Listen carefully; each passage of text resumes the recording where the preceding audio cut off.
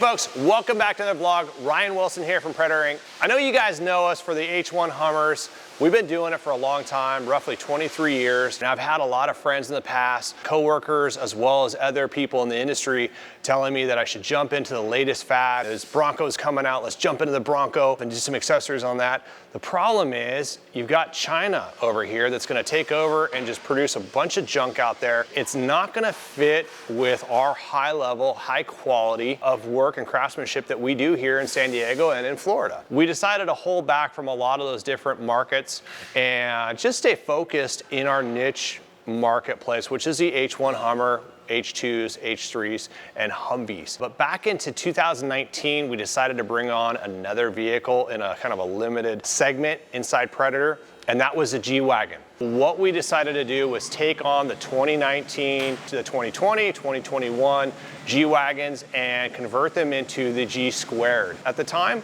we were the first ones to start developing it through coronavirus, a year and a half of developing this G2 kit for the 2019. And I know you guys can see it in the background over there. That's a 2019 or 2020 G-Wagon that we're squaring right now. We have another, I think, 4 in the lot that we're doing. It was perfectly suited for our marketplace because it's what we do when it comes to a real high level of work. Jason, if you could throw up the link to the release vlog of the G2. It's an amazing vehicle. Its presence is in line with the H1 Hummer. Probably can't see it's out of frame. I'm looking over at H1 Hummer right here. So we felt it was a perfect fit, especially the fact that it had never been done before. Without further ado, I've got an insane vehicle behind me. This is my personal vehicle. We're gonna square this truck. We built some accessories for it. It is a 2016 G65. If you're not familiar with the Mercedes world with the Gs, the G65 was the pinnacle. I think this thing sold for like $330,000 new. Just an amazing vehicle. You get into it, the craftsmanship that's in there is just second to none, and the level of trim that they bumped it up from a G63 to the G65, which is this guy right here. They also bumped up the powertrain. So you've got a 7-speed transmission. It's mated to a 6-liter bi-turbo engine. You Americans out there watching, bi-turbo is a twin turbo. So it's got 2 turbos on it. It puts out, I think, 621 horsepower and something like 740 foot-pounds of torque, which is just unheard of. I was fortunate enough to be invited out to a test track with it, and we got it up to like 140. It was very stable, very smooth. I mean, it's designed for the Autobahn. It felt very nimble at that speed, and many of you know if you've driven a high-performance car or a high-end luxury car that has that type of power that can get you up to that speed, those vehicles don't feel like you're going that fast. I mean, it literally felt like I was doing maybe pushing the limits at 90 miles an hour, and I'm doing almost $140. I mean, that's pretty incredible. But I decided to sell this truck. I've got another project coming up. It's going up for sale here in the next couple of days for 149 grand, half of what it was sold for originally. Beautiful car. I think one of my favorite things about it, besides the G65, is the paint finish. It's a flat metallic black. They actually have metallic inside of the flat black. So when you look at it, it has a little bit of sheen to it. I think the first time we did a flat black truck was for SEMA in 2005. And it was one of the first flat black vehicles, if not the first flat black vehicles out there. And it turned out well. It was just an amazing vehicle, but you see it everywhere now. I think they hit it out of the park when it comes to throwing the metallic flake inside this paint here. The interior has been fully upgraded. It's 2-tone, red and black. And my concern when I first saw pictures is that the red's gonna be too much, but it isn't. It's like an H1 Hummer, it's in your face, it shows up and you know what it is. So let's jump inside. I wanna show you this interior. It's pretty amazing. So we're inside the G65. It's fully wrapped in leather. There's really clean stitching on here. Even down to the shifter over here is all billet aluminum. I got the truck and I think it was like the first couple weeks that I had it. I'm like, okay, I can feel the torque. It feels really strong, but it just doesn't have the punch that I would expect out of, 620 horsepower. I look down and I see this little secret button that says CSM. I was like, I wonder what that does.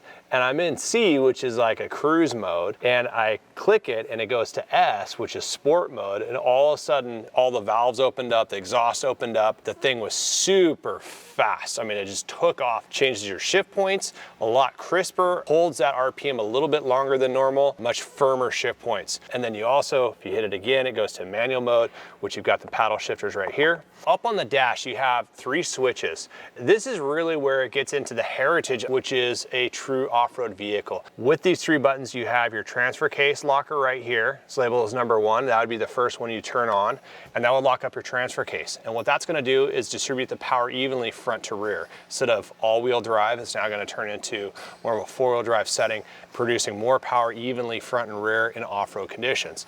Then you can go into your rear locker right here. These features, folks, are very rare on vehicles. They're upgrades. Even like the Toyota Land Cruiser, that's an upgrade to have. Most of them don't have front and rear lockers, but this is standard on this vehicle, which is amazing. Now, H1 Hummer, it's standard. The push button lockers are a nice upgrade. The H1 Hummer had them, but that was an upgrade as well to have the push button lockers versus the TT4 system. On this truck, you have front and rear e-lockers. So you can push the rear one first, it locks up the rear end. If you're still having some issues with slipping and you want a little bit more control, you lock up the very front one, which is number 3. Get through that area that you're having some traction problems, turn that one back off.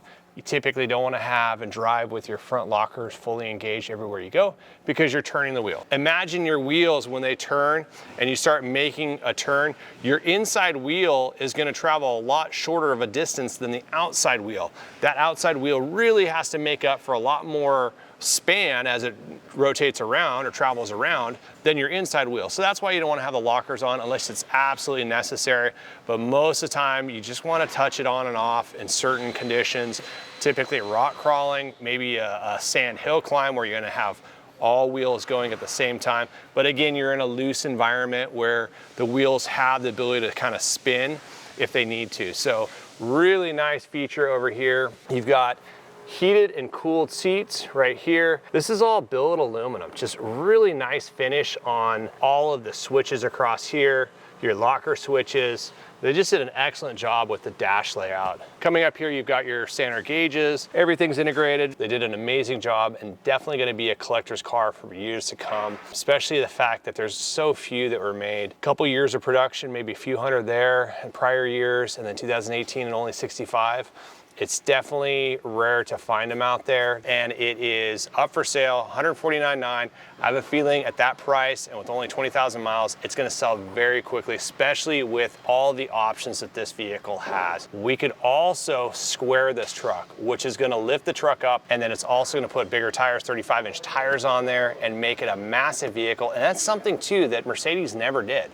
They never had a G65 squared.